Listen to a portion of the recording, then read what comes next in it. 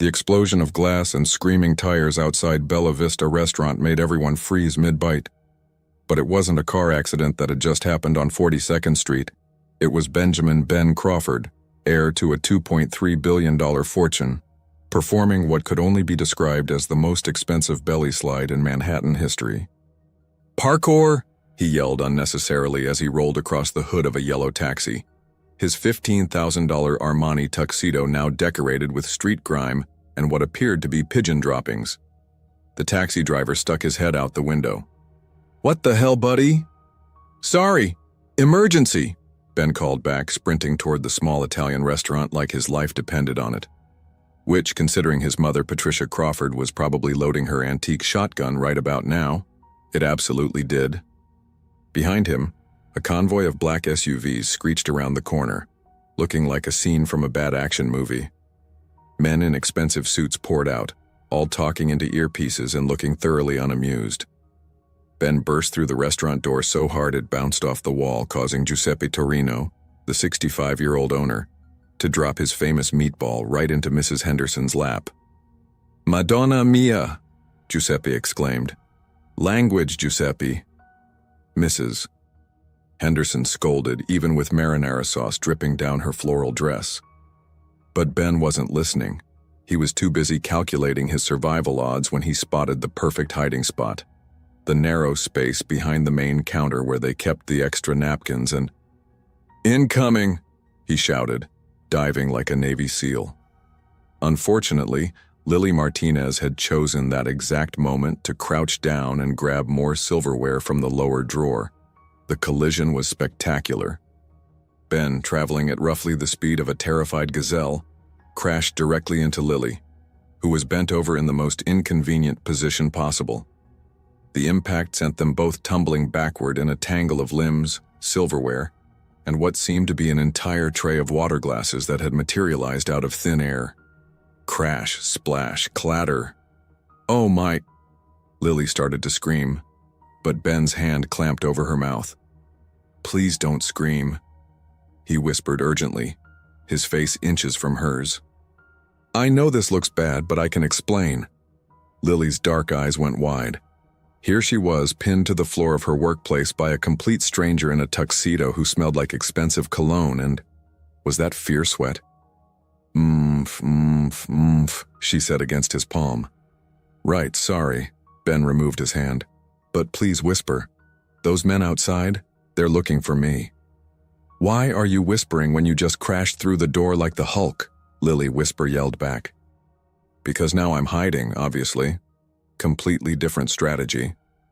Before Lily could respond with what would undoubtedly be a scathing comment about his logic, the restaurant door chimed again. 3 men in black suits entered, moving with the kind of coordinated precision that suggested they either worked for the government or a very expensive wedding planning service. "Good afternoon," said the lead man, who looked like he bench-pressed small cars for fun. "We're looking for Benjamin Crawford, 6'2", brown hair, probably looks like he just escaped from a wedding." Giuseppe, who had been watching the whole scene unfold with the fascination of someone witnessing a train wreck, slowly wiped his hands on his apron. "Crawford? Nah, never heard of him. You boys want some coffee? I got fresh cannoli." Meanwhile, under the counter, Ben and Lily were having their own whispered conversation. "So, you're Benjamin Crawford," Lily hissed. "Call me Ben. And yes, I'm kind of famous for having too much money and terrible life choices. Are you a criminal? Only if you count emotional crimes against my family's expectations. Are you married?" "As of about an hour ago, very much not married." Lily blinked. "Did you just ditch your own wedding?" "Technically, I ditched the limo ride to the wedding. There's a difference. You jumped out of a moving limo? It was stopped at a red light. I'm dramatic, not suicidal." Above them, the conversation continued. "Are you sure you haven't seen him?" pressed the lead guy. "He's about yay tall, probably smells like panic and bad decisions." "Listen, amico," Giuseppe said, his Italian accent getting thicker with irritation. "I run a restaurant, not a lost and found for runaway rich boys. You want to eat, you eat. You want to play detective, you go somewhere else." The men exchanged glances. "We'll check the other establishments." As soon as they left, Ben and Lily remained frozen under the counter. "They're gone," Giuseppe called down. "But you two lovebirds gonna stay down there all day? I got paying customers up here." "We're not," Lily started, but then realized she was still essentially wrapped in Ben's arms on the floor of her workplace. "Oh God, this is so inappropriate." "I'm sorry," Ben said. But he didn't move immediately. "You have really beautiful eyes. Did you just hit on me while hiding from what I assume are your family's hired goons? Is it working?" "No." "Then no, I absolutely did not."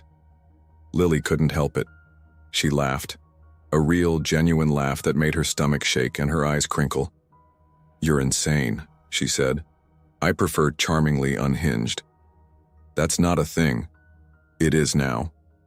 They finally untangled themselves and stood up, both trying to smooth down their clothes and salvage some dignity. "So," Lily said, crossing her arms and giving him the full waitress death stare she'd perfected over 3 years of dealing with difficult customers. "Benjamin Crawford? The Benjamin Crawford who owns half of Manhattan and dates supermodels?" "Only a quarter of Manhattan, and I've never dated a supermodel. I'm more of a complicated relationship with emotionally unavailable women kind of guy." "How refreshing. And honest." "Honesty is about all I have left. That and about $40 in cash since I can't use my credit cards without my parents tracking me down." Giuseppe appeared with 2 cups of coffee. "Here. You both look like you need this." "Thanks, Giuseppe," Lily said, accepting the cup gratefully. "So, Ben, what's the plan now? Hide under restaurant counters for the rest of your life?" "I was thinking more like disappear for a while. Maybe go somewhere my parents would never think to look." "Like where?" "I don't know. A place where people don't care about trust funds and arranged marriages and disappointing your family legacy." Lily studied him. Behind the expensive clothes and practiced charm, she could see something genuine, something scared and lost and real. "You know what your problem is?" she said. "Please, enlighten me. You've never had to figure anything out for yourself. Everything's been handed to you, including your bride." Ouch. But accurate. "So maybe it's time to learn." Ben raised an eyebrow. "Are you offering to teach me?" "I'm offering to not call your parents yet." "What would it take for you to actively help me?" Lily grinned, the kind of grin that should have come with a warning label. "You really want to disappear? Like really experience life without the safety net?" "Yes, absolutely." "Then you're going to work here, for real money, minimum wage." "I don't know how to." "You'll learn." "Giuseppe," she called out. "You need a busboy?" Giuseppe looked at Ben's expensive tuxedo and laughed so hard he started coughing. "This pretty boy? He'll cry before the dinner rush." "I don't cry," Ben said defensively. "You cried during The Notebook," Lily pointed out. "How do you know that?" "Lucky guess. You look like a secret romantic." "I am not a secret romantic." "Then prove it. Work here for a week. Real work. No calling daddy for help." Ben looked around the small restaurant, at the mismatched chairs, the slightly stained tablecloths, the menu written in Giuseppe's barely legible handwriting.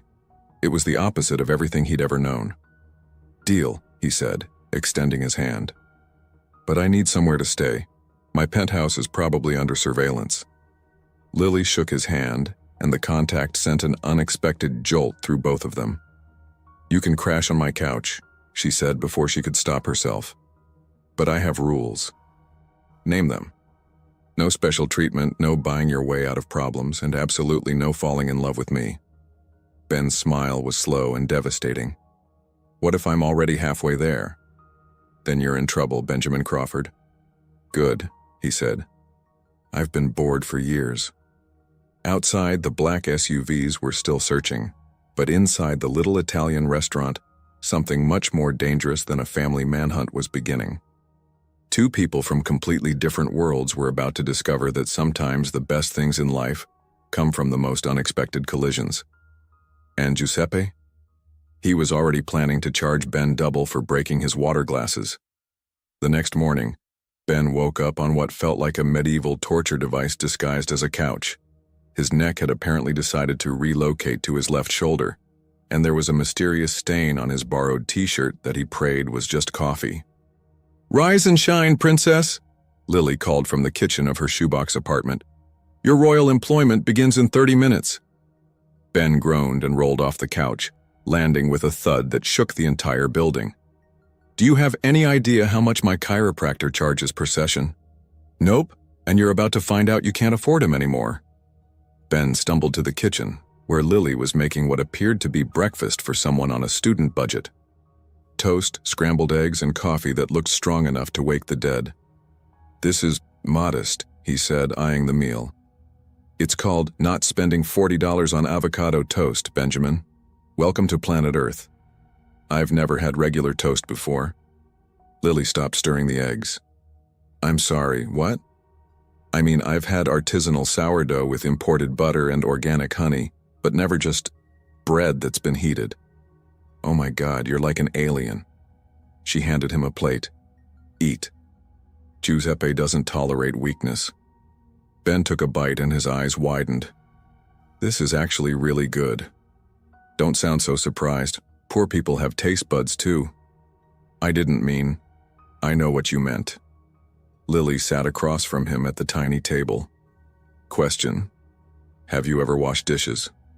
Does rinsing a wine glass count?" "No." "Then no." "Mopped a floor?" "No." "Taken out trash?" "I've thrown things away." "Into a trash can that someone else emptied?" "Yes." Lily put her head in her hands. "Giuseppe is going to murder you. I'm a fast learner. You better be, because I'm not bailing you out when you inevitably mess up." 20 minutes later, they walked into Bella Vista, where Giuseppe was already prepping for the morning rush. He took one look at Ben in his borrowed jeans and Lily's ex-boyfriend's t-shirt and started laughing. "Madonna mia, he looks like a lost puppy." "A very expensive lost puppy," Lily corrected. "Ben, meet your new reality." Giuseppe handed Ben an apron that had seen better decades. "You start with dishes, pretty boy. That machine over there, it's not voice-activated. You actually have to work it." "How hard can it be?" Ben said, tying the apron around his waist. Famous last words. The first catastrophe happened within 10 minutes. Ben had loaded the dishwasher wrong, used the wrong soap, and somehow managed to create a foam explosion that would have impressed a fire department. "What did you do?" Giuseppe shouted as bubbles poured out of the machine like a sitcom disaster. "I just pressed the button," Ben protested, covered head to toe in suds. "Which button?" "The one that said extra clean." "That's for pots and pans, not delicate glasses." Lily appeared with a mop, shaking her head. "Day 1, disaster 1. This might be a record." "I can fix this," Ben said, grabbing a towel and somehow making everything worse. "Stop helping!" Giuseppe and Lily yelled in unison. The second catastrophe came during the lunch rush. Ben had graduated to bussing tables, which seemed foolproof until he tried to carry too many plates at once to impress a table of businessmen. The crash was spectacular. Plates, glasses, and what appeared to be an entire order of spaghetti carbonara went flying across the dining room like expensive confetti. "Benjamin!" Giuseppe roared from the kitchen. "I'm sorry," Ben called back, on his hands and knees trying to collect pasta. "I thought I could handle it." One of the businessmen, who looked remarkably like Ben's father's golf partner, squinted at him. "Don't I know you from somewhere?" "Nope," Ben said quickly, crawling under the table. "Never seen you before in my life." "You look familiar." "I have one of those faces," Ben called out, now completely under the table with the pasta. Lily appeared with a broom. "Sir, I'm so sorry. He's new and possibly brain damaged." "I can hear you," Ben said from under the table. "Good. Maybe you'll learn something." The third catastrophe happened when Ben volunteered to help take orders. Armed with a notepad and what he thought was confidence, he approached a table of college students. "Good afternoon, I'm Ben, and I'll be your server today. What can I get you?" "I'll have the special," said the first student. "Excellent choice. Which special?" The special? Right. And what would you like to drink? A Coke. What kind of Coke? Coke? Coke. Yes, but what type? Diet, zero, cherry, vanilla, the fizzy kind? The student stared at him like he'd asked them to solve calculus. Dude, just regular Coke. From the fountain or the bottle? And do you want ice? How much ice? Light ice? No ice. Extra ice. 5 minutes later, Lily had to rescue him from what had become an existential crisis about beverage preferences. What are you doing? She hissed, dragging him back to the kitchen. I was trying to provide excellent customer service. You were having a philosophical debate about carbonation. I wanted to get their order right. Their order was a burger and a Coke, not a dissertation on the nature of soft drinks. Giuseppe appeared, looking like he'd aged 10 years in 6 hours. How is it possible to mess up taking an order? I have very high standards, Ben said weakly. Your standards are going to bankrupt me, Giuseppe muttered. Despite the disasters, something strange was happening. Ben was actually trying, really trying. When he messed up, he didn't make excuses or demand someone else fix it. He stayed late to help clean up his mistakes. He asked questions. He listened. And Lily noticed. You know, she said, as they walked back to her apartment that evening, for someone who's never worked a day in his life, you're not completely hopeless. That's the nicest thing anyone said to me all day. Giuseppe called you a walking disaster in 3 languages. That's not nice? In Italian, it was particularly creative. They climbed the stairs to her apartment, both exhausted, but somehow lighter than they'd been that morning. Ben, Lily said, unlocking her door. Can I ask you something? Shoot. Why didn't you just go to a hotel? You have money. You could have figured this out without subjecting yourself to Giuseppe's wrath. Ben was quiet for a moment. Because I've spent my whole life in hotels, 5-star places where everyone knows my name and my credit limit. I wanted to know what it felt like to be normal. And it's terrifying and exhausting. And I think I'm starting to understand why regular people are so much more interesting than anyone I've ever met. Lily felt something flutter in her chest. Careful, Benjamin. That almost sounded genuine. Maybe because it was.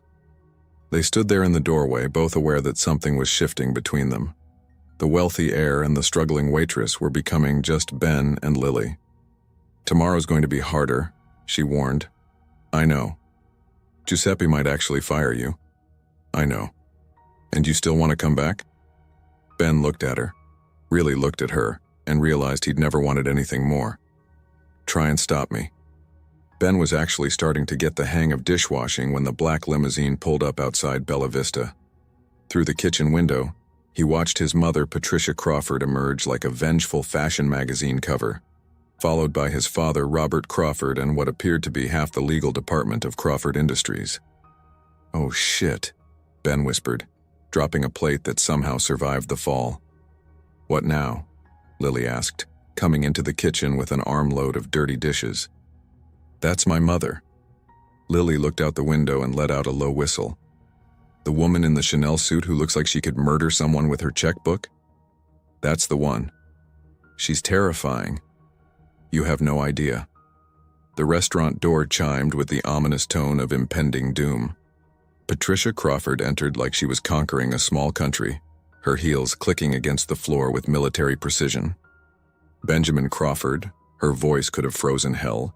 You have exactly 30 seconds to explain why my son is washing dishes in this establishment. Giuseppe, who had been making meatballs, looked up with flour on his hands. Lady, I don't know what you're talking about. We don't have any Benjamin here.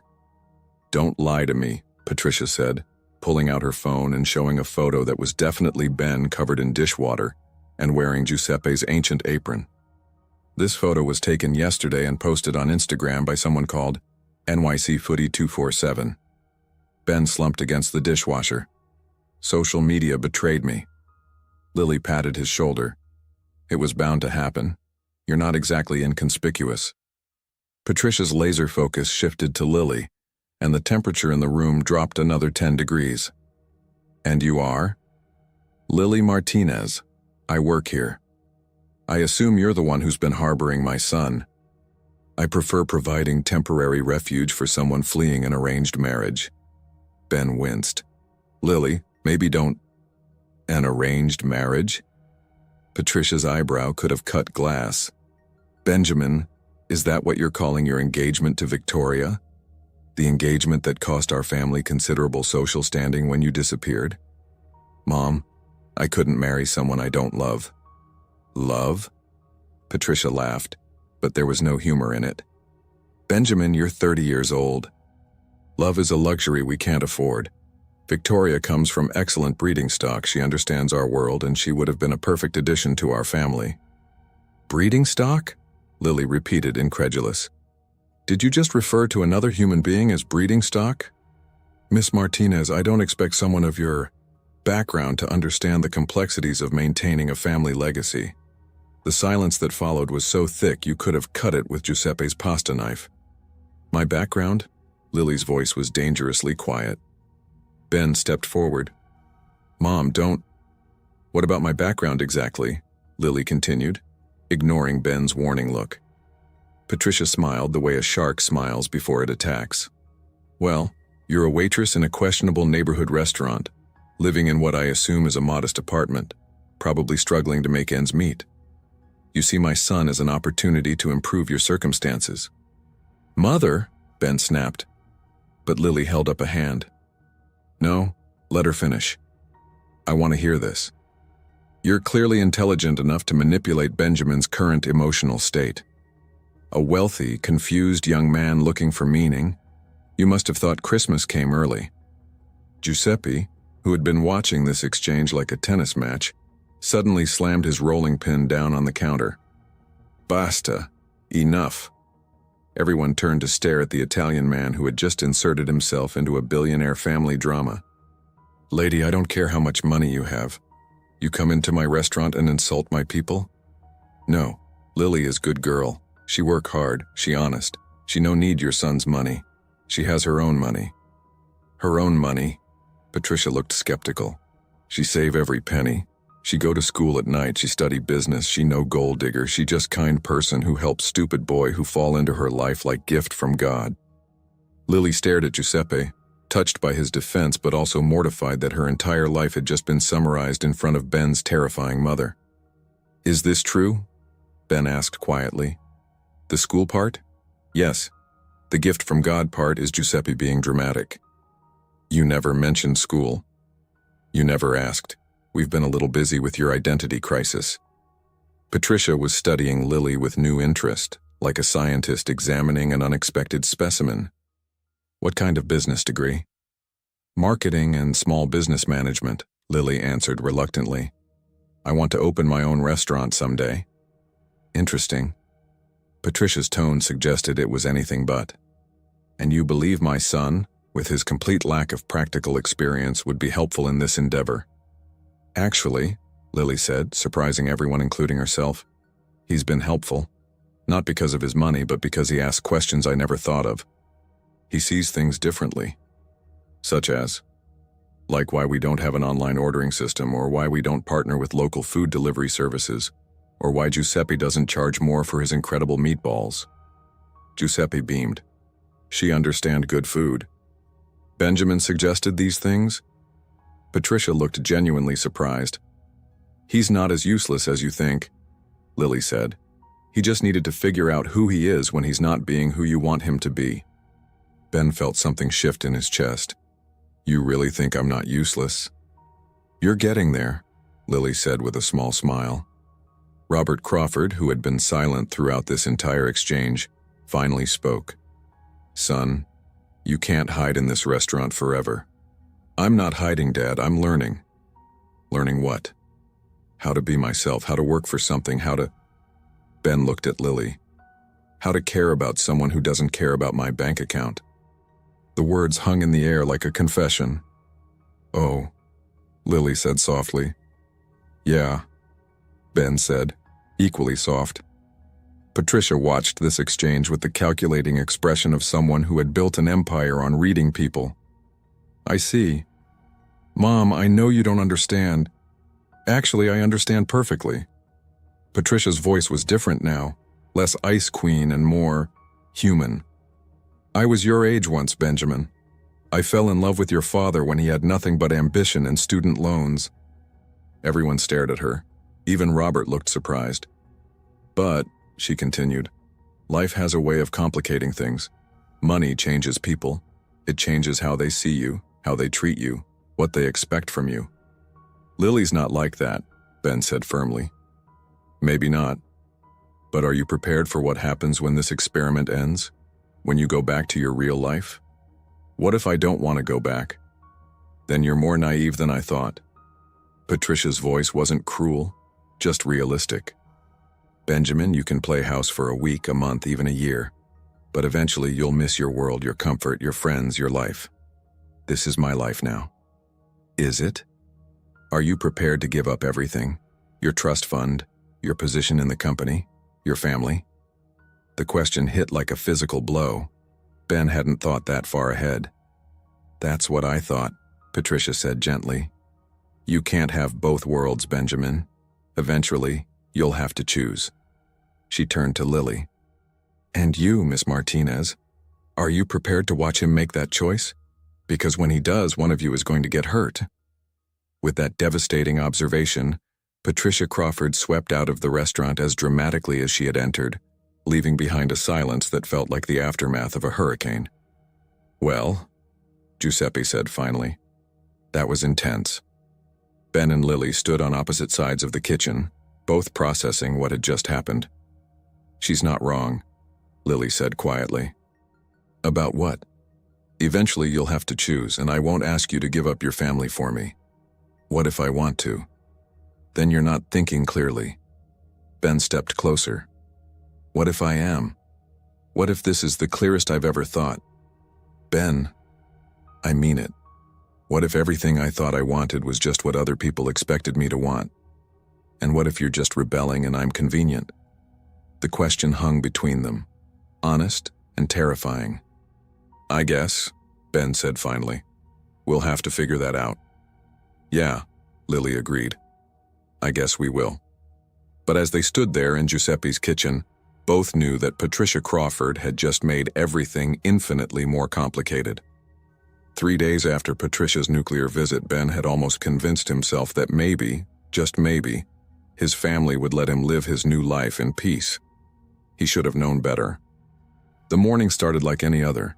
Ben successfully washing dishes without creating a foam apocalypse, Lily teaching him how to fold napkins properly, and Giuseppe critiquing his meatball rolling technique with the passion of a Renaissance art critic. No, no, no, you roll like you're making snowball, not meatball. Giuseppe gestured dramatically. Gentle, like you're holding baby bird. It's ground meat, Giuseppe, Ben protested, not a Fabergé egg. You want to serve concrete to my customers because that's what you make, concrete balls. Lily laughed from behind the counter. He's got a point. Your meatballs could be used as ammunition. Et tu, Lily. That's when Victoria Pemberton walked in. Ben's ex-fiancée entered Bella Vista like she was gracing a charity gala, her blonde hair perfectly coiffed, her designer dress probably costing more than Giuseppe's monthly rent. She looked around the restaurant with the expression of someone who had just stepped in something unpleasant. Benjamin, she said, her voice carrying the kind of authority that came from never being told no in her entire life. We need to talk. Ben froze with a half-formed meatball in his hands. Victoria, how did you? Find you, please. Your little rebellion made page 6. Billionaire Air Trades boardroom for busboy life. Very dramatic. Lily appeared at Ben's side, wiping her hands on her apron. And you are? Victoria's gaze swept over Lily like she was cataloging everything wrong with her appearance. I'm Victoria Pemberton, Benjamin's fiancée. Ex-fiancée, Ben corrected quickly. Temporary ex-fiancée, Victoria corrected back. Until you come to your senses. That's not happening. We'll see about that. Victoria turned back to Lily. And you must be the waitress I've heard so much about. I prefer restaurant professional, Lily said coolly. How quaint. Victoria's smile could have frozen champagne. I'm sure Benjamin's told you all about our engagement. Actually, he mentioned something about an arranged marriage he wanted no part of. Arranged marriage? Is that what he called it? Victoria laughed. Benjamin, you always were dramatic. We've known each other since childhood. Our families have been planning this union for years. It's hardly arranged. It's inevitable. Nothing's inevitable, Ben said, finally finding his voice. Isn't it? Victoria pulled out her phone and showed them a news article. Crawford Industries stock dropped 12% after news of our postponed wedding. Your father's already had to take emergency meetings with the board. Ben's face went pale. What? Oh, you didn't know? Your little adventure isn't just affecting you, darling. It's affecting everyone. Employees, shareholders, investors who were counting on the stability our marriage would represent. Lily felt something cold settle in her stomach. What does that mean? Victoria smiled. It means Benjamin's rebellion isn't just a personal choice. It's a financial disaster that could affect thousands of jobs. That's not fair, Ben protested. I didn't ask for any of this. But you inherited it anyway. You can't just walk away from responsibility because you're having a quarter-life crisis. I'm 30. Exactly, time to grow up. Giuseppe, who had been listening to this exchange with growing irritation, finally exploded. Basta! You come into my restaurant, you insult my people, you threaten my boy Ben? No! Victoria looked at Giuseppe like he was an exotic zoo animal. I beg your pardon? You heard me, Princess Barbie. Ben is good boy. He work hard, he learn, he no need your money and your... Giuseppe waved his hands, searching for words. Your fake blonde attitude. My hair is naturally blonde. Your attitude is not naturally nice. Despite everything, Ben snorted with laughter. Giuseppe, I love you. Of course you do. I'm lovable. Unlike Ice Queen here. Victoria's composure cracked slightly. I am not an Ice Queen. I'm practical. Someone has to be. Practical? Lily stepped forward. Is it practical to marry someone who doesn't love you? Love is a luxury, Miss Martinez. Benjamin and I are compatible. We understand each other's worlds. We want the same things. Do we? Ben asked quietly. Of course we do. Wealth, status, influence, beautiful children who will inherit both our legacies. What if I don't want any of that? Then you're lying to yourself. Victoria's voice softened slightly. Benjamin, you can't live in this fantasy forever. Sooner or later, you'll miss your real life. The galas, the travel, the power to actually change things instead of just washing dishes in a restaurant that serves maybe 50 people a day. I'm changing things here too. Like what? Ben looked around the restaurant, at Giuseppe's proud smile, at Lily's encouraging nod, at the regular customers who had started greeting him by name. Like learning who I am when I'm not defined by my bank account. And who is that exactly? The question hung in the air. Ben realized he didn't have a complete answer yet. Victoria sensed his hesitation. Exactly. You're playing house, Benjamin, but games end. She pulled out an envelope and placed it on the counter. Your father sent this. Official notice that if you don't return within a week, you'll be removed from the company board and your trust fund will be frozen. The blood drained from Ben's face. He wouldn't.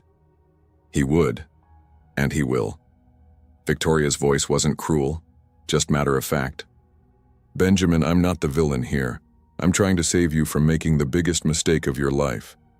What if the biggest mistake would be going back? Then you'll lose everything. Your family, your future, your security. Is she worth that? Victoria nodded toward Lily. All eyes turned to Lily, who felt like she was suddenly on trial for crimes she hadn't committed. That's not a fair question, Lily said quietly. It's the only question that matters, Victoria replied. Benjamin, I'm not asking you to love me, I'm asking you to be realistic. What can she offer you that I can't? Ben looked at Lily, really looked at her, at the flour smudge on her cheek, the stubborn set of her jaw. The way she'd defended him to his own mother. The way she'd believed in him when he didn't believe in himself. Everything, he said simply. Victoria's perfectly composed mask finally slipped. For just a moment, she looked hurt. Really hurt. I see, she said quietly. Then regaining her composure. Well, when you realize that everything isn't enough to pay rent or fund your dreams or support a family, you know where to find me. She turned to leave, then paused. Oh, and Miss Martinez, enjoy it while it lasts. Men like Benjamin always go back to their own kind eventually. With that parting shot, Victoria Pemberton swept out of Bella Vista, leaving behind a silence that felt like the aftermath of an emotional hurricane. Well, Giuseppe said finally, she seems lovely. Giuseppe, Lily warned. What? I was being nice. I could have said what I really think. Ben was staring at the envelope Victoria had left behind. His entire future, or the end of it, was probably contained in those legal papers. Aren't you going to open it? Lily asked. I'm scared to. Want me to do it? Ben nodded. Lily picked up the envelope, tore it open, and scanned the contents. Her face grew progressively paler. It's real, she said quietly. 1 week. Then you lose everything. Everything. Your position, your trust fund, your stake in the company. They're serious, Ben. Ben slumped against the counter. So that's it. Choose between my family and my freedom. It's not that simple. Isn't it? Lily was quiet for a long moment. When she spoke, her voice was barely above a whisper. Maybe Victoria's right. About what? About me not being worth it. About you eventually going back to your own kind. Lily, think about it, really think about it. What kind of future do we have? You give up everything for me, and then what? You resent me for it? I feel guilty about it? We struggle financially, while you could have had everything? Money isn't everything. Says the man who's never had to worry about paying rent. The words hit like a slap. Ben realized that despite everything he'd learned, he still didn't fully understand what it meant to truly worry about money. You're right, he said quietly. I know. They stood there in Giuseppe's kitchen, both realizing that love might not be enough to bridge the gap between their worlds. So what do we do? Ben asked. I don't know, Lily admitted. I honestly don't know. For the first time since this whole adventure began, both of them were truly scared. Ben spent 3 sleepless nights on Lily's couch, staring at the ceiling and trying to solve an impossible equation. Love versus responsibility. Freedom versus family. Lily versus everyone he'd ever known. On the 4th morning, he made his decision. I'm going back, he announced as Lily poured coffee in her tiny kitchen. The mug slipped from her hands and shattered on the floor, coffee splashing everywhere. What? She whispered. You were right. Victoria was right. I can't let thousands of people lose their jobs because I'm having an existential crisis. Lily stared at the broken mug, coffee pooling around her bare feet. I see. Lily, look at me. She didn't. Please. When she finally met his eyes, hers were bright with unshed tears. You don't have to explain. I understand. Do you? You're choosing your real life. It's what I expected. Is it? Ben, don't make this harder than it already is. But Ben knelt down and started picking up the broken pieces of the mug. What if I told you I have a plan? I'd say you're trying to make leaving easier for both of us. What if I told you I want you to come with me? Lily's laugh was hollow. To your world? As what? Your charity case? Your phase? The waitress who taught the billionaire about real life? As my partner, in everything. Ben, I'm serious. I go back, I take over the company like they want, but I do it my way. And I want you with me. You don't know what you're asking. I'm asking you to trust me. I'm asking you to be realistic, Lily exploded. Your mother was right. Your friends will look down on me, your family will never accept me, and eventually you'll realize I don't fit in your world. What if I don't care about any of that? You will. Maybe not today, maybe not next month, But eventually you'll care. Ben stood up, still holding pieces of the broken mug. So that's it? You're giving up on us? I'm being practical. Since when are you practical? The Lily I know would fight for what she wants. The Lily you know is protecting herself from getting hurt worse than she already is. The admission hung between them like a confession. You're already hurt, Ben said softly. Yes, but I'll survive. I always do. Ben felt something break in his chest. What if I don't want you to just survive? What if I want you to live, really live? In your world? In our world, whatever that looks like. Lily shook her head. There is no our world, Ben. There's your world and my world, and they don't mix. They could. No, they can't. And deep down, you know it. Ben was quiet for a long moment. When he spoke, his voice was barely audible. So this is goodbye? This is reality. Same thing, apparently. At Bella Vista that afternoon, Giuseppe watched Ben mechanically wash dishes with the enthusiasm of someone attending his own funeral. You look like man who lost his best friend, Giuseppe observed. I did. She's not dead, stupido. She's right there. He nodded toward Lily, who was aggressively wiping down tables that were already clean. She might as well be. She won't even look at me. Because she's scared. Of what? Of hoping for something she thinks she can't have. Ben scrubbed a plate that was already spotless. Maybe she's right, maybe I am just a rich boy playing at being normal. Maybe. Or maybe you're a man who finally figured out what matters. Doesn't matter what I figured out if she won't come with me. Giuseppe was quiet for a moment. You know what your problem is? Please enlighten me. You think love is like business deal. You make offer, other person accepts or rejects. But love is not transaction. Love is leap of faith. I'm willing to leap. Are you? Really? Or are you asking her to leap while you keep safety net? Ben stopped washing. What do you mean? You go back to your family, your money, your company. If things don't work with Lily, you still have everything. But her? She gives up her independence, her safety, her whole life to follow you. If it doesn't work, she has nothing.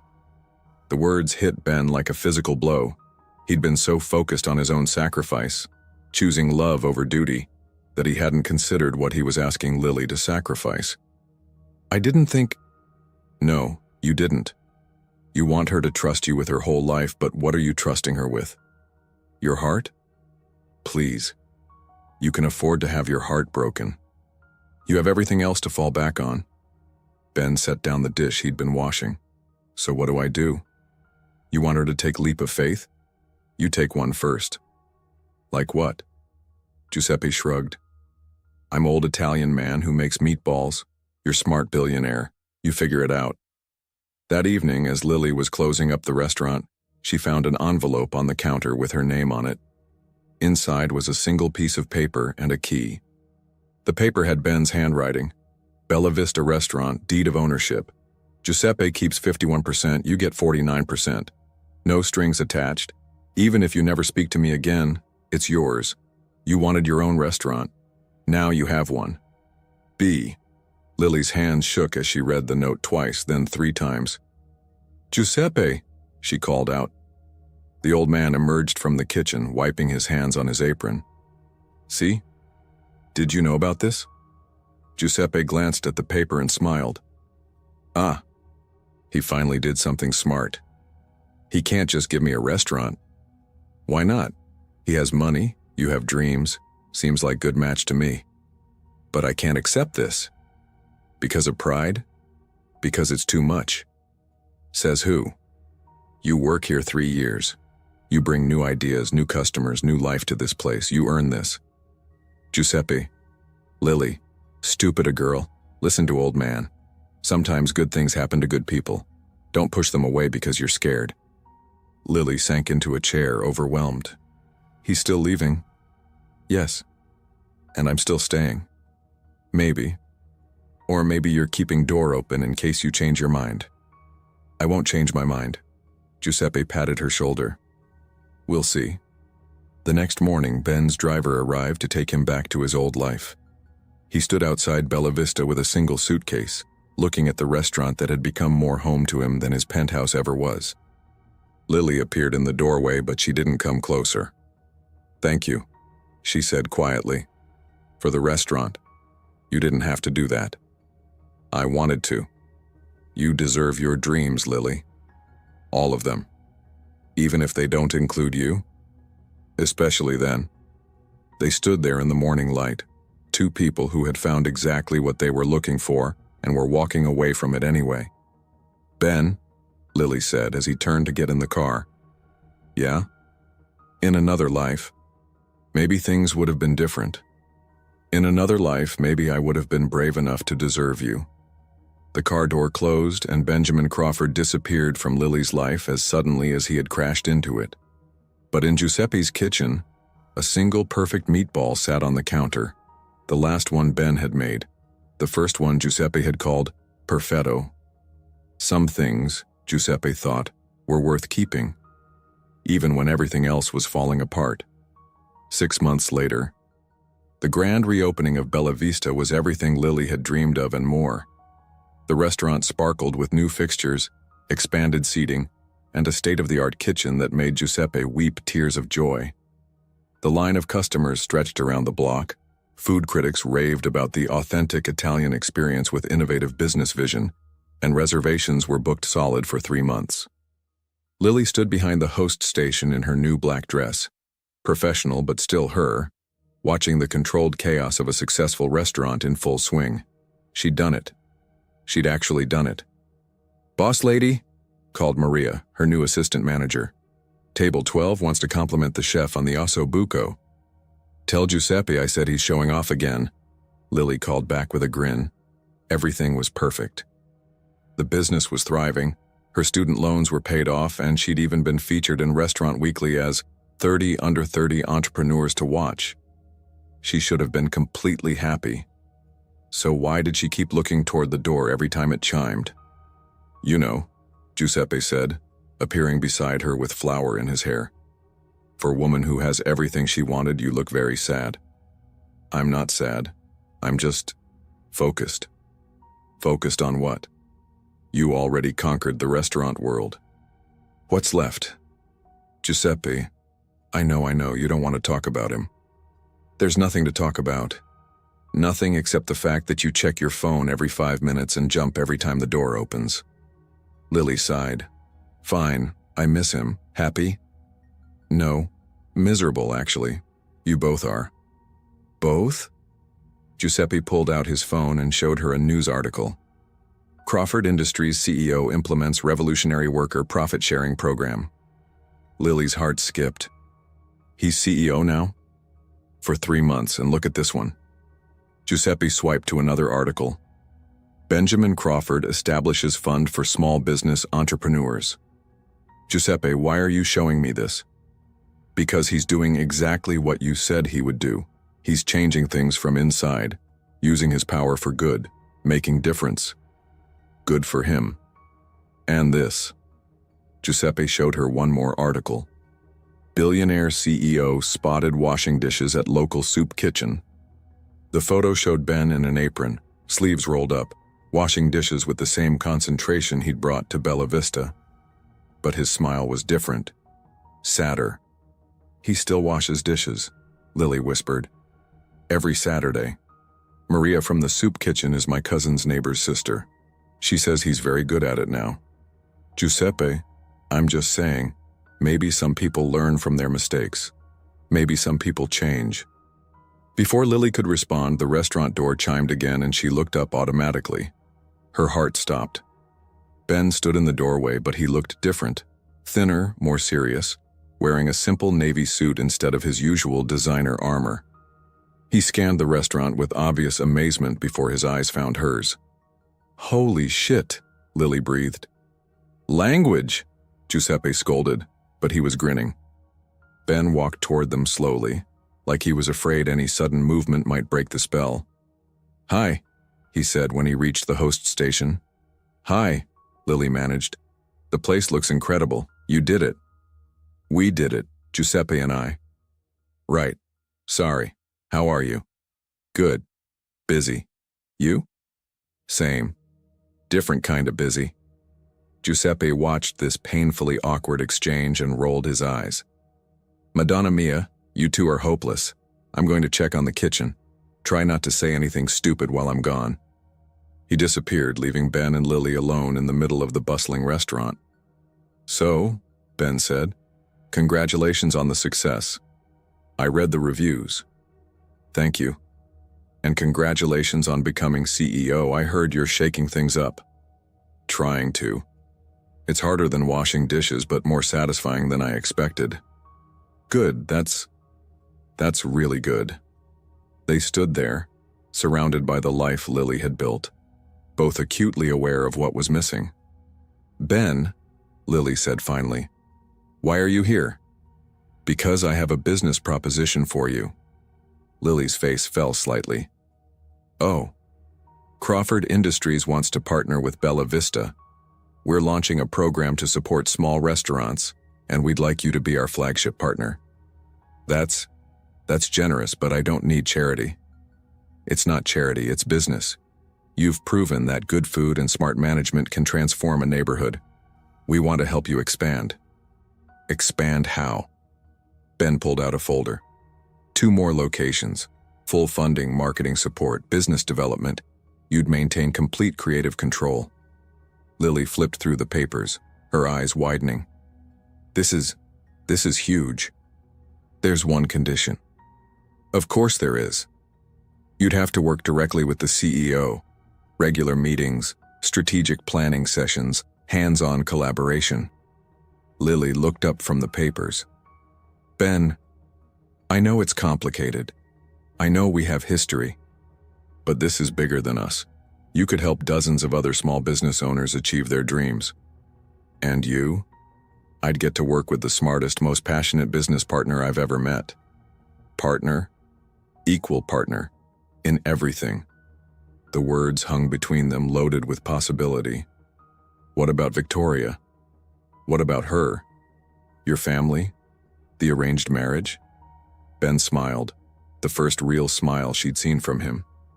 Turns out Victoria fell in love with someone else while I was gone. A very nice British duke who actually appreciates her intellect. They're getting married next month. And your parents? Are surprisingly okay with it. Apparently proving I could run the company changed their perspective on a lot of things. Including me? Including their definition of suitable. Lily set down the papers. Ben, what are you really asking me?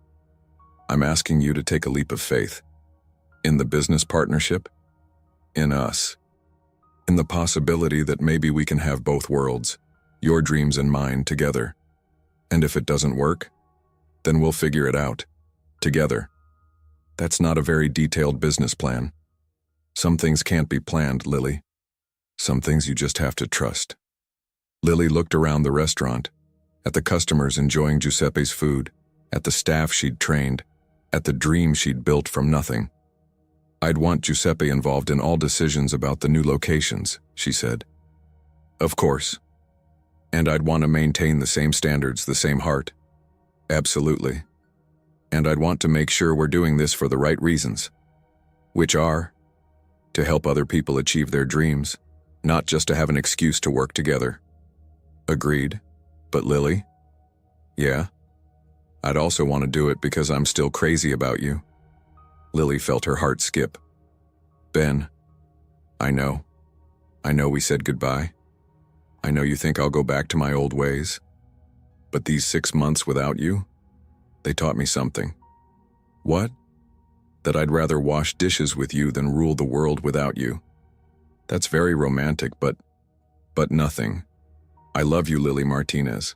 I love your stubbornness and your kindness and the way you make me want to be better than I am. I love that you see people for who they really are, not who they're supposed to be. Ben, I'm not asking you to give up anything. I'm asking you to gain everything. Your restaurants, your independence, your dreams, and me if you'll have me. And what do you gain? Everything that matters. Giuseppe's voice boomed from the kitchen. Lily, stop being stubborn and kiss the boy. The entire restaurant erupted in laughter and applause. Giuseppe's been eavesdropping, Lily said, blushing. Smart man. So what do you say, partner? Lily looked at Ben, really looked at him. The scared, lost rich boy was gone. In his place was a man who had learned to work for what he wanted, who had used his privilege to help others, who had become the person she'd seen glimpses of that first day. I say, she reached up and straightened his tie, that you better be prepared to work harder than you've ever worked in your life. Is that a yes? That's a yes to the business partnership. And the other partnership? Lily smiled, the first real smile she'd given him in 6 months. Ask me again after you prove you can handle the business partnership. Challenge accepted. Ben leaned down and kissed her, and the entire restaurant cheered. Giuseppe emerged from the kitchen with a bottle of champagne and a huge grin. About time, he announced. Now maybe you'll both stop moping around like sad puppies. We weren't moping, Lily protested. Speak for yourself, Ben said. I was definitely moping. Good, Giuseppe said, popping the champagne. Moping builds character. As the celebration continued around them, Ben and Lily stood in the middle of the restaurant that had brought them together, surrounded by the life they'd built separately and were now choosing to build together. So, Ben said, ready to change the world? With you? Lily grinned. I thought you'd never ask. And in the kitchen, Giuseppe smiled as he watched them, knowing that some meatballs and some love stories were worth the wait. The end.